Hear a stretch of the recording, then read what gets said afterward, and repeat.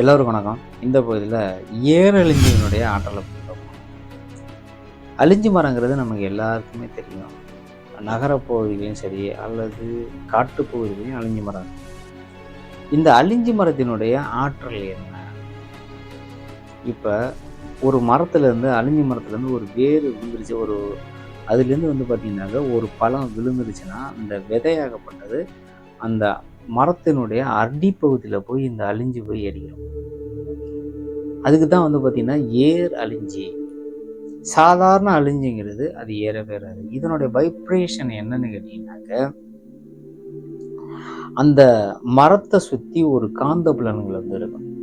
இந்த ஏர் அழிஞ்சி கீழே விழுந்ததும் இந்த அழிஞ்சி ஆகப்பட்டது அப்படியே மெல்ல மெல்ல மெல்ல மெல்ல அந்த மரத்திலே போய் ஏற ஆரம்பிச்சிடும். அதாவது எப்படின்னாக்க, ஒரு காந்தத்தை பக்கத்தில் வச்சோம்னாக்க அப்படியே மெல்ல இழுத்து அதை அப்படியே ஒண்டிடுதில்ல, அதே மாதிரி இதற்கும் அதற்கும் ஒரு வைப்ரேஷன் காந்த புலன்கள் இருக்கு. அப்படியே போய் அந்த வேரில் ஏற்றி அப்படியே போயிடுவாங்க, மேலே போய் ஏறிக்கும். இதுதான் பார்த்தீங்கன்னா அந்த ஏரழிஞ்சியினுடைய ஆற்றல். இந்த அழிஞ்சியை என்ன மருத்துவ குணங்களில் நிறைய யூஸ் பண்ணுறாங்க. வாயு சம்மந்த பிரச்சனைக்கு சாப்பிடுவாங்க, இந்த மாதிரி நிறைய பிரச்சனைகள் சாப்பிடுவாங்க. அடுத்து அதில் பார்த்தீங்கன்னா தைலமாக எரித்து சேர்த்துக்குவாங்க. அடுத்து இந்த குலதெய்வ வழிபாட்டுக்கு பார்த்தீங்கன்னா இந்த தைலத்தை எடுத்து குளிர் தைலமாக இறக்கி வழிபாடு பண்ணையில் நெத்தியில் வச்சுக்குவாங்க. அப்படி பண்ணையில் நம்மளுடைய முன்னோர்கள் வீட்டுக்கு வருவாங்க, வீட்டில் இருக்கக்கூடிய பிரச்சனையை சால்வ் ஆகும், குலதெய்வம் அழைப்பு வரும்.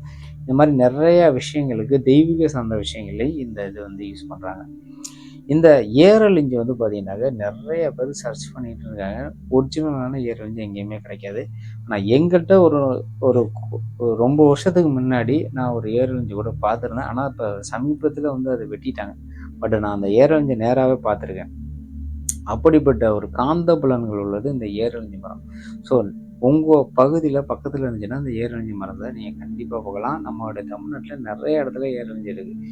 ஏரழிஞ்சினுடைய மகத்துவம் பார்த்தீங்கன்னாக்கா, நீங்கள் நெத்தியில் வச்சுட்டு தியானம் பண்ணையில் உங்களுக்கு ஆத்ம சக்தி, ஆத்ம பலம், மன ஆற்றல் எப்பொழுதுமே உங்களுக்கு நிரந்தரமாக கம்ப்ளீட்டாக உங்களுக்கு யூஸ் ஆகும். இந்த ட்ரிக்கை நீங்கள் யூஸ் பண்ணி பாருங்கள். ஏரழிஞ்சி மிக மகத்தானது.